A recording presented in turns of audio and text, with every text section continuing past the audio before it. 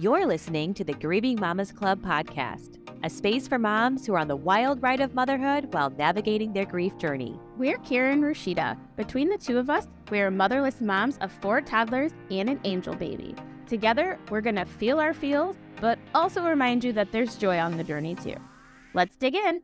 Hello, listeners, and welcome to Season 2, Episode 1 of the Grieving Mamas Club Podcast. I am so fucking excited to be back on the mic, Cara. We are on that hot mic. Let's go. It's been a minute. We are. Yeah, sorry guys. It has been a minute.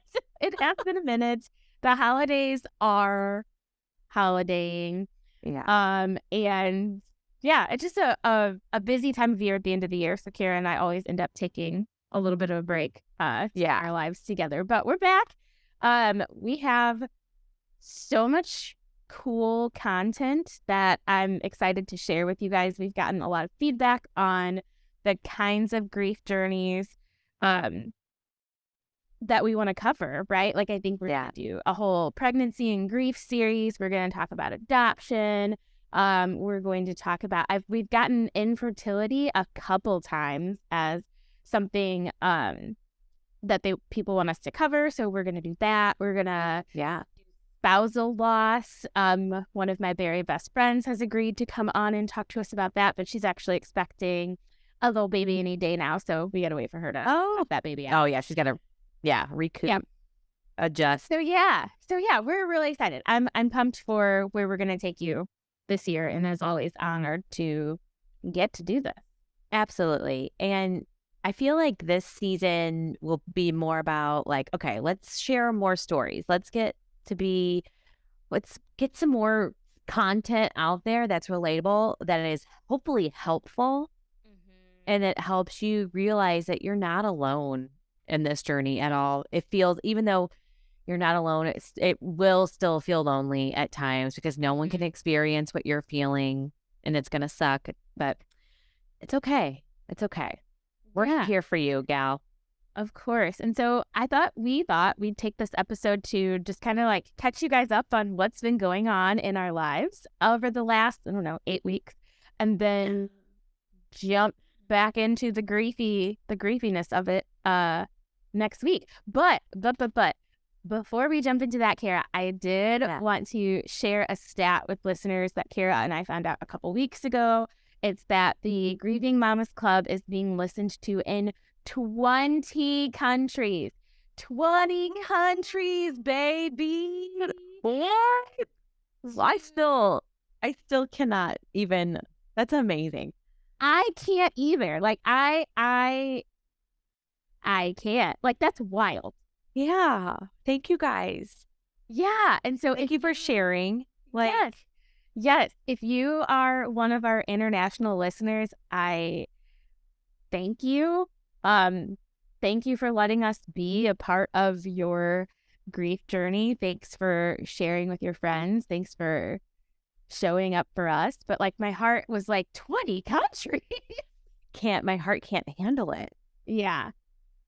Gosh, it's wild. And it goes to show that grief truly is universal. I think I might have said this in one of our earlier episodes, but it's a quote that really sticks with me. It's like grief is a universal thing that is unique to everyone. So like everyone is going to experience grief, which is, again, as we've said, wild that it's such a taboo topic, but everybody's going to experience grief, but how we experience it is unique to us. And having different countries listen to me and you yammer on is proof of that. Well, and listen, like you said, it is so taboo, but we're trying to change that too. Just by having this presence here and on social media, people are still kind of like, my family members are like, so like, are you okay, dude? Like, I'm like, I'm not better than ever, let's be real, but like,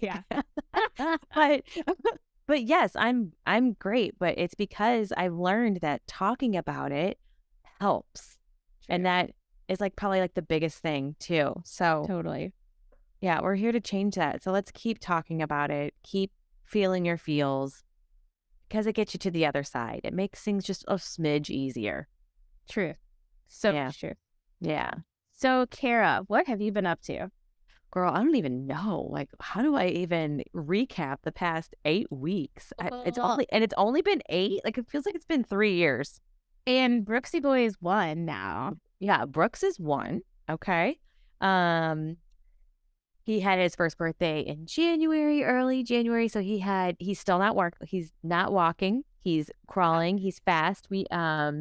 We actually got like as you listeners might remember, Brooks was diagnosed with hemophilia at birth. Yeah. And so we're navigating that diagnosis. Oh, I'm sure you're going to be navigating and understanding that like every stage of his life. Absolutely. Yeah. There is a cure. Well, they are working on a cure for it. So that's my only hope. Hopefully in 10 years. That would be, please God. So anyway, our house is in full on, it's just an absolute asshole of kid shit. And we have like this big, huge, giant playpen, which we probably should have had. In all actuality, like looking back, probably should have had this with Ellie because it would have been wildly helpful. I've had the same thought. I was like, why didn't I have one of these? Like Rugrats style playpen. Yes, it's huge, and we even got like some like like that foamy exercise floor. Yeah, it's like cute. It's got like it's skip hop, so they always have like cute, fun designs. But we made it's functionality, baby shit, but make it cute. As cute as you can be, but it takes up our entire living room. But you know what? We can still live our life, and Brooks can still live his, and he is climbing up and, playing with his toys, and he's still able to explore in a safe zone. So, I mean, yeah, he's got hemophilia, but like he's still living his life and still doing his damn thing. We've had a couple scares, but we give him his medicine every other week, and we're good. They're tough days, I'm not gonna lie. But yeah, and then Ellie is 5, and so now we are navigating. That's like, okay, so we have the diagnosis grief journey now that we have been thrusted on, and now the other one is, as you too know, Rashida, we have our oldest are both 5 years old now, and we're preparing for kindergarten. Why do they feel like we're shipping them off to college? This is wild. I know. I was talking to a friend of mine recently about so her baby just turned 1, and she's like stopping pumping and wow, blessed. I know. And so she's stopping pumping. This is her first. She's just like, I feel some kind of way because I feel like for so long, like for a whole year, I've been wrapped in this, like, I'm a new mom, I'm a pumping mom, like my identity. Yeah, it's identity. Yes. And so I was like, you know what? I get that. And I, to an extent, feel some kind of way, that same way about Dom turning 5, because I've identified as a toddler mom. Like thus far, this entire, like, my motherhood journey. And 5 is just like just out of toddlerhood. Like, to me, 5 is like the babies of the kids. Like, yeah, you're a baby kid. I was yeah, 1,000%. 1,000%. Yes. And so, like, I'm having some feelings about that. You're a baby kid. Have you seen, there's I saw a TikTok that was like, 30-year-olds are just like the babies of the adults, and 20-year-olds are just the olds of the babies. Yeah. She goes on to say she's like 60 is the babies of the olds. Yeah. Like, she's not wrong. She's not wrong. But I feel like 5-year-olds are the baby kids. Like, they're still baby. Like, they're still toddler-y. Yeah.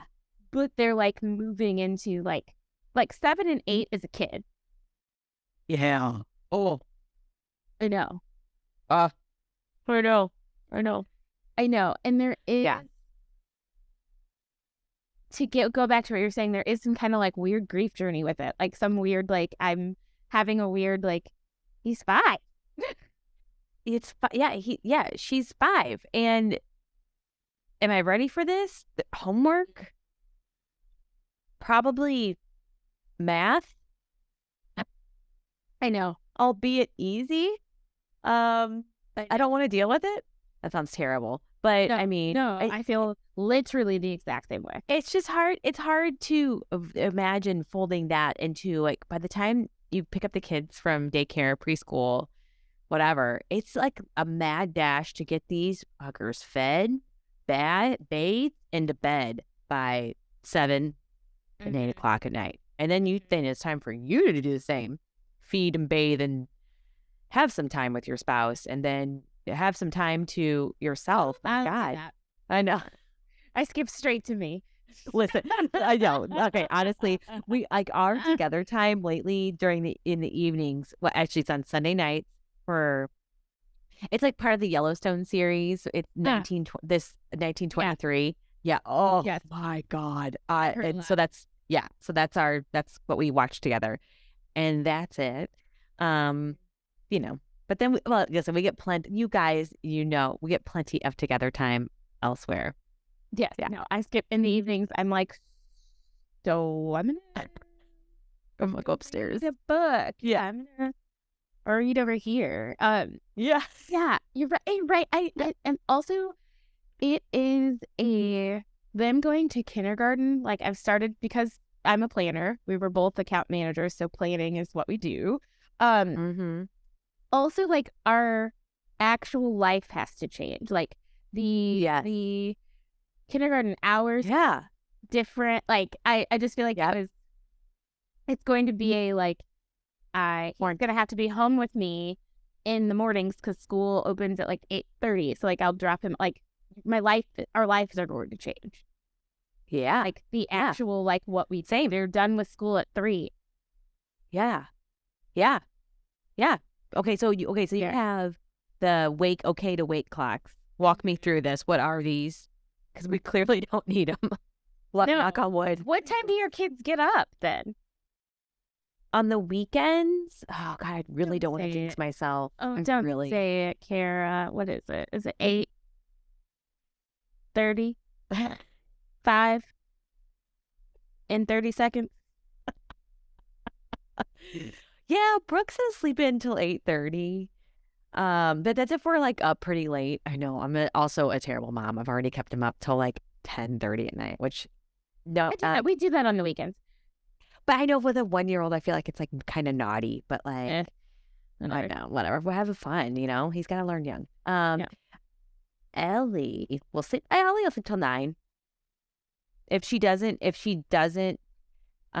stay out super late, she'll probably sleep till 8. Yeah. Stay out super late. Like she's partying. If she's friends. Yeah. Or she's not raging with her mom and dad and brother. Yes. So by 9 o'clock on a weekend, like we've already made pancakes.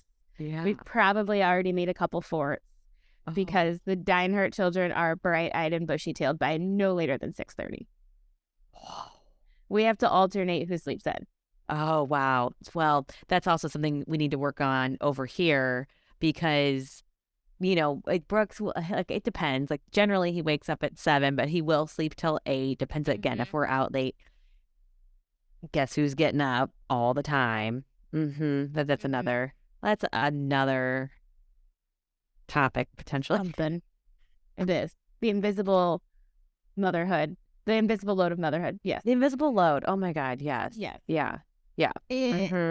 So the to wait clocks were a result of, Parker was Ben and I were each traveling like in November. Yeah. We were each traveling every other week. Like, so every week one of us was gone from October through mid-November. Business travel's back, baby.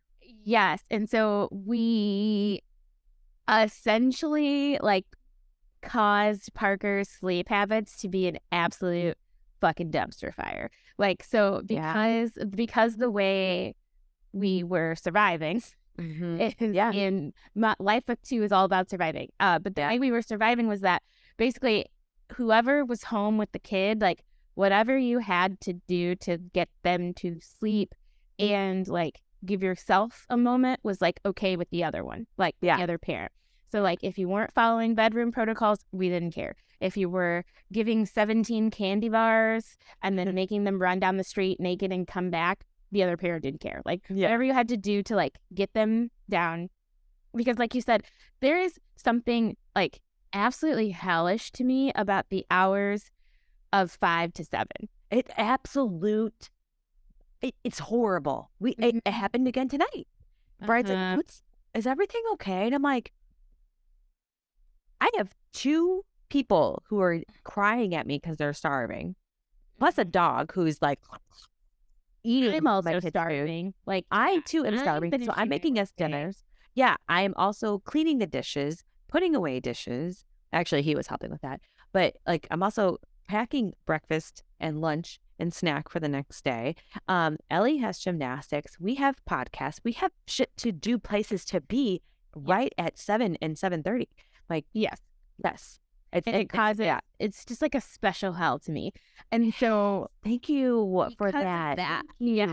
Here to validate. I don't love. It's just too much. Like you're trying to come down from your day. Your kids are also little humans trying to come down from theirs. Yes. Like that's why they're angry. That's also a very important distinction. That is incredibly important.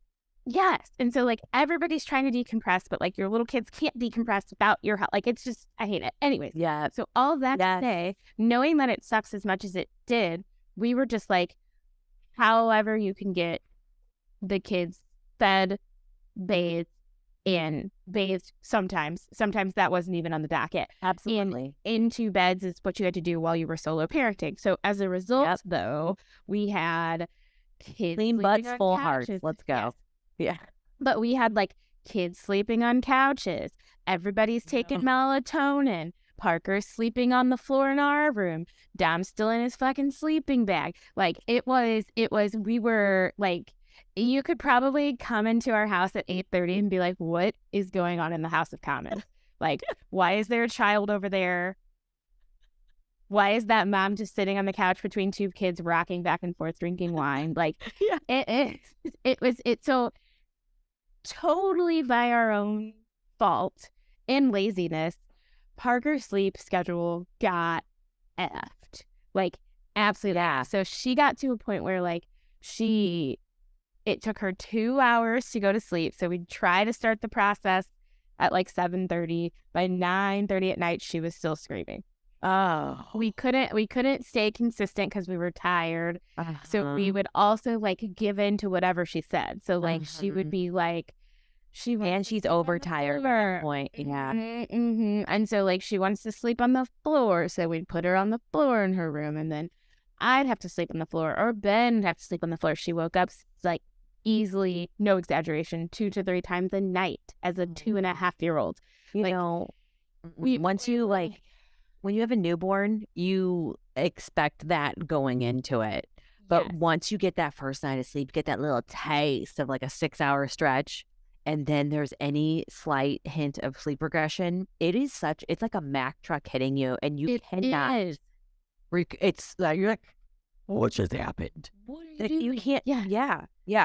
Oh, yeah. It's like, yeah, you have to redo all that. Oh my God, it's terrible. Yes. And so then she was also like, we don't live this way, Parker. We don't live this way. We sleep. No. And she was also like, wanted the door open. So like she would sleep with her door open, and then Dom also sleeps with his door open. And so then like she would be like in her crib, and we can see each other from our bed. Like I can see her from our bed.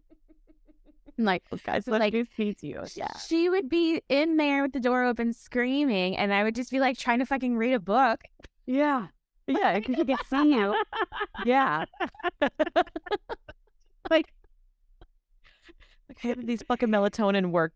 I know, and for you. Yeah. I'm just like trying to turn off the light and like read in the dark, and she's still like,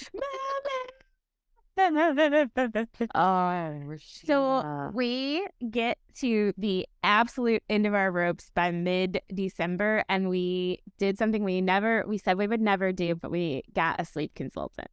Oh, okay, great. Yes. Oh, yeah, you were at the end of your rope, yeah. We were. So we paid the equivalent of a Beyonce ticket, actually more More. We did not, or we paid Beyonce's more. We paid like for a Taylor Swift ticket. Okay. To literally have this woman be like, yeah, well, you got to close the door and you got to stick to your guns. And we were like, oh, for fuck's sake. I mean, and it was what, you know, like when you're like, yeah, you're out of decision, like you have like decision fatigue, like you can't, for paralysis, like you can't. Every day. Yeah. Like every day at 5 p.m. Yeah. Yes. Like you've made so many decisions that you can't like. And so like, I just felt like the two of us were like, I don't know. Yeah. I just need someone to tell me what to do. Yeah. Like I just need someone to tell me what to do. And so this woman was wonderful, but like so we like tell her a whole life story about how we got here. And she's like, yeah, well, a couple things. Like obviously Parker's like super off her sleep schedule because you guys were traveling. Also, like she's manipulating you guys. Also, like you need to fucking close the door. Yeah. And I was like, yeah, because it's a fire hazard. She was like, and it's annoying to you. It's like, it's annoying to me. Yeah. And so she's like, you need to reestablish the sleep routine. So we like tried a whole bunch of random stuff. Like we were doing like yoga to see if we can calm our bodies down, and like nighttime spray. And like, so we got back into a routine that basically cues her again that it's bedtime. And then we were doing the be right back method. Again, probably could have came up with this on our own. Yeah. But it worked. What's the be right back method? You literally put her down. And you trick her. Well, so you literally put her down into her crib. So you do the whole nighttime routine. I will rock her for like 3 minutes. We'll sing while we're singing a song. We'll put her in her crib. She likes for us to sit for like another 2 minutes, and then we leave. And so you're supposed to say, the sleep experts, like you go, like you pat her on the back, you put her in her crib, and then you say like, I will be back in 5 minutes, and you like come up with some adult excuse for like why you have to leave. And then you do come back. So you come back once. So like so you do come back. You do have to come back, yes. Yeah. And you do that for a while so that she trusts that you will come back, and then eventually you stop coming back. But the problem is yes. But you're supposed to come up with some like adult boring thing so that she doesn't want to do it too. And so I have to go do the dishes. When I tell you, like, for some strange reason, I feel like I need to give her a different excuse every night. Yeah. And every single night, I was like, so I'll be back, Parker. I'm going to walk outside and touch the air. Yeah. Like, I gotta go by. Ben was like, why don't you just say the same damn thing every night? And I was like, I don't know. Yeah. Like, I don't know, Ben. Yeah. It's like I get like a weird like stage fright or something. Like all of a sudden I'm like, I'm going to put on my PJs. So I can't. I've got to go reorganize the pantry. Yes, like I've got to go fold the driveway. It doesn't even make sense. Like, be right back. I gotta go by. Yeah. Okay, so when you come back, is she still up, or was she? There were nights when she would be screaming still, so you do the whole thing again, and then I'm like, all right, I have what to whole thing? But like you not the whole routine, but you're like, okay, like pat her back, and you're like, you can sit for 2 more minutes, and then you can be like, okay, I have to go. I'm not coming back. It's nighttime, like blah blah blah. And so then we trained her to use her okay to wake clock. So her okay to wake clock turns green when it's time for her to wake up. So we won't come get her before then. Does she climb out of her crib? She does not. Oh, dang, good. Yeah. Good girl. She does not. And so her okay to wake clock is set for 6:30, and literally at 6:30, you can hear her go, "Mommy!" And then when you open the door, she points to the clock and goes, "Can you please try to get this on recording?" I mean, that's what she does. Oh. Moral of the story, though, we are sleeping again. So much so that during Christmas break, like we started this right before Christmas break. It took her about a week of like absolutely screaming at us, and like it was like sleep training all over again. Yeah. I can't handle that. Rough. And then a week after that, Ben and I found ourselves so well slept and with so much time on our hands, we started playing fucking video games. Huh? We played a video game. We played a couple's video game for a couple. What? Mm-hmm. Wait, did you used to like this or something? Or No. it's like a newfound, you're like, yeah. This is a newfound hobby. Oh my God, my husband would shit. If you were like, I'd like to play a video game. Yeah, he'd be like, what? Well, I will say, this video game is funny and it requires both of you to play. It's called It Takes Two. The storyline is so stupid but funny. And it's on Xbox. Ben had like read somewhere else that some other couple was playing it, and so he was like, I want to try it. You absolutely, the two of you have to work together to complete, like, one person can't do everything. Okay. Like, you need one person to, like, it's like... Those, like, live. Yeah. Look, I need you to do drop-off because I'm going to do pickup because I have an 8:30, and you're going to do pickup because you have a 3 or 4:30 or whatever. Yeah. Yeah. Okay. It's so for, like, our lives into a video game. Okay. Several nights we played this game and drank. Cute. Did you also take some time off during Christmas, between Christmas and New Year's? Yeah, our office was closed. It was wonderful. Oh my God, that's so amazing. We had like those 2 weeks or a week and a half, whatever it was, felt like a longer time of the children, but it is tough, as everyone knows. Working, it is tough. Yeah, Brian was off, which is super helpful, but having that time off is such a game changer for everybody. It's like a fun time of year. You can have fun, lot to do, lot to see, stay up late, watch all the Christmas movies, be an absolute slug because between Christmas and New Year's, and December's are so. I mean, you know this. Ellie Belly's birthday is in November. I just feel like from Thanksgiving through, so I have. Like Thanksgiving, then 2 weeks later is Ben's birthday. Like Ben and his dad share a birthday, and Dom's birthday is the next day. Yeah. And so I just feel like I'm running and gunning to that. We had a birthday party because it was his 5th birthday, and then it's Christmas. Then it's like you're trying to fit in all these holiday parties. Like I just feel like by the time on Christmas Day when I went to sleep, I was like, that's it. She's created all the magic. So yeah, the holidays were just long. Yeah. And I feel like we're just now first starting to get out of that, because then it's the new year and you're like, oh my God, I feel like still a slug, and like all of the wreck that the drinking and the eating and the laying around and like, like, bye-bye, go to sleep, little Peloton. I'll be back and see you a little bit later, couple months. I got on it for the first time yesterday, and boy, I needed that. You what, 2 days? Where's your butt sore again? It's not too my bad. butt. Actually, when I'm off of it for a while and I get back on, my butt gets so sore. Yeah, I know what you mean. No, mine. I do a little wiggle right now, a little tap. You're like, oh, it's not bad. All right, yeah. Bad. It's hurt worse. You might.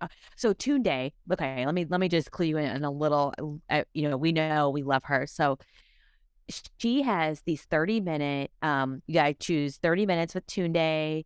Her rides with weights. This she just goes from, it's like 3 minutes of cycling and 3 minutes of arm. It's like, I love that. It's like you get such a good arm workout and a good full body workout. Yeah. Yes, I'm. Love those. Cannot highly recommend those enough. Speaking of Tune Day, I think I already told you I read her book. Yes, I need to. Yeah. Excuse me. It is just burping over here. Yeah. And my glasses are on sideways. So her book. So Tunde Oyene has a book called Speak out, and I think I was texting you about it, Cara. It is wonderful. Like it is she's gone through a ton of grief in her life. She has lost her mom, her dad, and her little brother, all in the span of like maybe 10 years. I don't even know if it was 10 years. I didn't know that. Her brother was 19. Oh. And then her dad, and then her mom like a year or two after her dad. Oh, boy. And so they were a family of 5. She has 2 older brothers, so they were a family of 5, and now they're a family of 3. Or no, sorry. That would be 6. Family of 6, and now they're a family of 3. And so math. But her book was just, it like our podcast, I feel like it did a wonderful job of telling the griefy parts, but also being a little bit uplifting. Like I just really enjoyed it. It was the first book I read this year. Okay. I had that on loan from the library and just never picked it up. I am wildly overdue with this other one that I have. I started to read it. It's called Designing Your Life Well Lived or something. I think it's pretty popular. But I got into a couple pages and I just felt like it was giving me homework, and I just don't I'm not in a space in my life where I have time for that. So if I'm going to be sitting to read, it's out of pure enjoyment. So that one's going back, and I'm going to for sure pick up this Tunde one because I love her. She is just... Me too. Yeah. Just a brightest ray of sunshine. Her book reads like that. Like, so it tells I could see that. She does a good job of like literally explaining the deepest. I feel like there was a quote that let me see if I have it, because I wanted to make it into, oh no, I hope I didn't lose it. There was like a really good grief quote somewhere in my phone I need to find. Yeah. From there too. So she did a really good job of just like talking about grief, but also not making it so deep, dark, and despairing that I felt like sad afterwards. Yeah.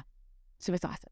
Okay, good. I'm gonna pick that bad boy up. The other one that people are reading are It Ends After Us, or I just got that from the library. Okay. It starts with us. Starts with us. It Ends With Us is the other book, or the first book, and It Starts With Us is yes. Okay, yes. So start with It Ends With Us, right? Correct. Okay. Yeah, I have no idea what that book's about, but people love it, so I'm like, okay, I'll try. I thought it was just okay, but I do want to finish.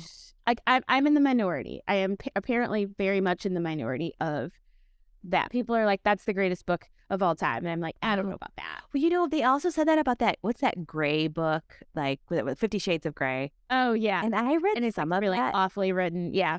And this I'm is not like a prude or anything, but like a prude. Am I 80 or 50? Yes. No. You're like, well, I go, Yes. No, that's my next book I'm gonna read as well. I have so I'm not big into, I swear, listeners, we're gonna wrap it up soon. I'm not, who knows? I'm not big into like New Year's resolutions.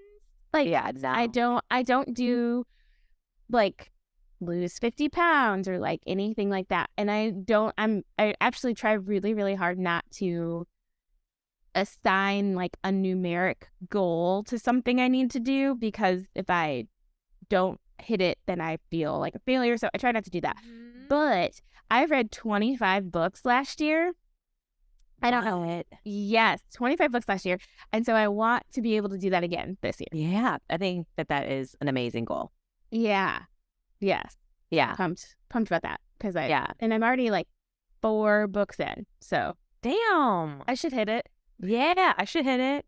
The other thing that you have spoke about in like season 1, that you were on this much more of like an intuitive eating journey, and more about like just accepting your body for what it is after all it's been through. You brought 2 beautiful babies into the world, and we've got to make sure that we can touch on that, because I know that you talk about it a lot on Instagram about just like, hey, I used to be this, I may not ever be that again, and that's okay. But like you have a lot of self-love, and I think that's like really important. And it's definitely a common theme these days with like the mom bod and all of that. Yes. And I'm really proud of myself for having gone last year without dieting or giving in to diet culture or thinking. I mean, I obviously have moments where I'm like, good God, I could lose 10 pounds. I could blah, blah, blah, blah, blah. But like, I read enough books last year based in science about how diets just simply don't work. Yeah. And I think I might have said this in an episode, but I was at a wedding, one of my little cousin's wedding, which is actually the first wedding after mine. My mom, your mom. Yes. And my aunt came up to me and was like, you literally have your mom's body. And I just got chills. But here's the thing. Here's the thing with that comment. It's both good and bad. It's both good and bad. So like I would have always probably said my mom was on the chubbier side. Like what we now say is thick. I would have been like, she's 3 C's. a couple C's. Yeah, like thick with a couple C's. She had boobs, she had butt, she had hips, she had all those things. And I was always a skinny little twig. And so for my aunt to say that, she actually meant it as a compliment because she was like, you got the boobs, you got the butt, you got the curves, like you look good. Like, you look, she's like, you look happy and healthy is what she was trying to say, is what she said. Right. And so like that was the moment I was like, oh, so this is just my body. Let me tell you, that's how I took it when I heard that. I pictured it and I was like, oh my God, yes, that is such a compliment because I heard that as happy and healthy, and it's your mom. Now, if someone would have told me that, I would have had the same exact reaction. My mom also always struggled with weight, so yeah. And I just I don't want to look like that. I want to look better than that. Yes, but then I was just like, but that means like genetically, this is literally just my body. Like, yeah, exactly. My mom was also really skinny before she had kids too. So like, genetically, this is my body. Am I going to make different, like not even different choices, but like I want to live a long life, and I think being who we are, Cara, and like moms who've lost moms, it's like wildly important for me to be able to be here as long as possible for like my kids. And I really want to be able to like run around with my grandchildren. And so like I work out to keep my body feeling good, and I eat healthy-ish to keep my body feeling good also. Like it's all about how I feel and longevity for me than it is about like fitting a size 2. I'll never be a 2 again.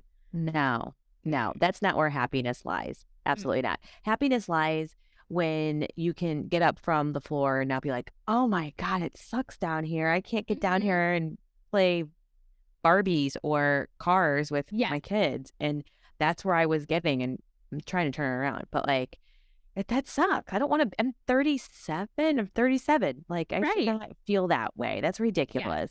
Time to shape.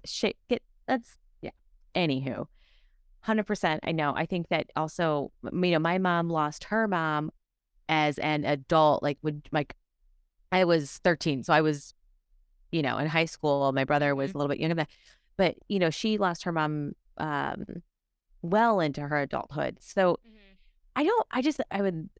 At times I like ask her to myself, obviously, like, Mom, now I know how you felt. Is this how you feel? Is this how you felt? But I've never thought to ask her, did you ever want to, well, I already know the answer. Did you ever want to be healthier than, my grandma passed away at 77, which is kind of young,